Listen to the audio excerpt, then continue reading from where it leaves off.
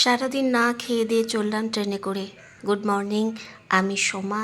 আমার ব্লগে তোমাদের সকলকে জানাই অনেক অনেক স্বাগতম। এই দেখো, আমরা ট্রেন থেকে নেমে পড়েছি। এটা হচ্ছে তারকেশ্বর স্টেশনে। এখান থেকে যাব আমরা বাবার কাছে, তারকেশ্বর বাবার কাছে। এখন হচ্ছে শ্রাবণ মাস। এই শ্রাবণ মাসের প্রত্যেক সোমবার প্রত্যেক দিনই ভিড় থাকে, বিশেষ করে সোমবারগুলো বেশি ভিড়। সেই দিন সবাই বাবার মাথায় জল ঢালতে যায়। এই দেখো রাস্তায় এত লোকজন দেখছ, এরা সবাই যাচ্ছে বাবার কাছে। দূরে যে সামনে আছে সেটা হচ্ছে মন্দির, সেখানেই আমরা যাব। আমরা এখন যাচ্ছি। দুপাশে অনেক অনেক দোকানপাট বসেছে, যেখানে থেকে তুমি তোমার পছন্দ মতো যেটা কিনতে চাও ঠাকুরের মাথায় চড়াবে বলে সেটা কিনতে পারো।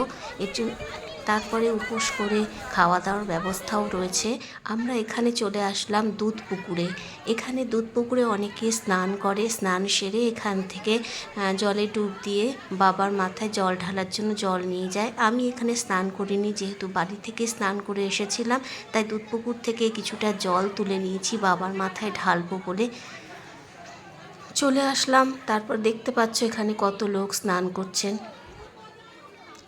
এটা একটা পুণ্যি পুকুর বলতে পারো। এখানে নাকি স্নান করলে পুণ্যি লাভ হয়। আর এখানে জল কিন্তু বেশ ভালোই রয়েছে। এখানে সাবধানে পা ফেলে আমি এই ঘটি করে জল তুলে নিয়ে চলে যাচ্ছি বাবার মাথায় দেব বলে।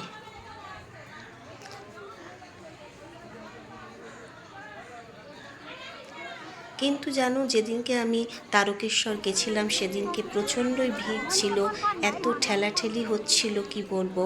সেই জল বাবার মাথায় যতটা না ঢালা হচ্ছে তার বেশি লোকের গায়েই পড়ে যাচ্ছে। কিছু করার নেই, এত ভিড় বলেই এটা হচ্ছে।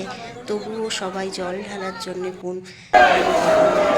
এখানে কেমন জল ঢালা হচ্ছে, জলের গন্ধ হচ্ছে।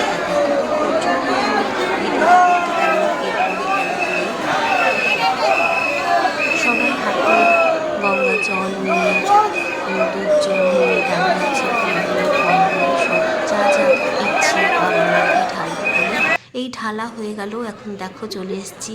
এই হাসছি কেন বলো তো, যে আমার মাথায় গোটা জল পড়ে আমি পুরো ভিজে গেছিলাম, এই কারণে হাসছিলাম। কিন্তু ভালো লাগছিল বাবার মাথায় জল ঢাললো, আর বাবার মাথার জল আমার মাথায় পড়লো, একটা যেন বিরাট আমি পুণ্য লাভ করলাম।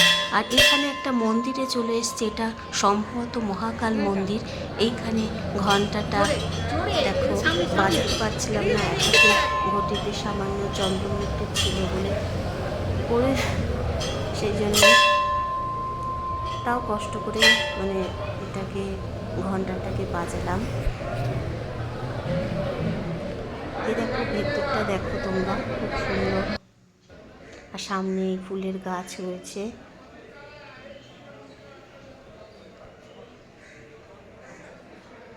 তখন মন্দিরের দরজা বন্ধ ছিল, তখন দুপুরবেলা ছিল, হয়তো সকালের দিকে খোলে। তবুও পুরো মহাকাল ঠাকুরকে দেখতে পেয়েছিলাম। যাই হোক, প্রণাম সেরে আমরা চলে আসলাম। এখানে যেহেতু উপোস ছিল, সাবু ফল এগুলো খাবো। ঠাকুরের উদ্দেশ্যে কিছুটা উৎসর্গ করে মোমবাতি জ্বালিয়ে আমরা খেয়ে নিলাম আমাদের দুপুরের প্রসাদ। আর পান্ডাকে দেওয়া হয়েছিল পুজো দিয়ে দেওয়ার জন্য, নাম গোত্র এগুলো বলে দিয়েছিলাম। তারা দক্ষিণা নিয়ে সেই পুজো দেওয়ার ব্যবস্থা তারাই করে দিয়েছিল। আর এখানে একটা রুম, এখানে আমরা বিশ্রামের জন্য এখানে নিয়েছিলাম। এখানে অনেকে যারা অনেকক্ষণ থাকতে চায় তাদের জন্য বলি যে এখানে রুম ভাড়া পাওয়া যায়, তোমরা অনায়াসে সেখানে এসে বিশ্রাম নিতে পারো। ব্যাস, এই পর্যন্ত। কেমন লাগে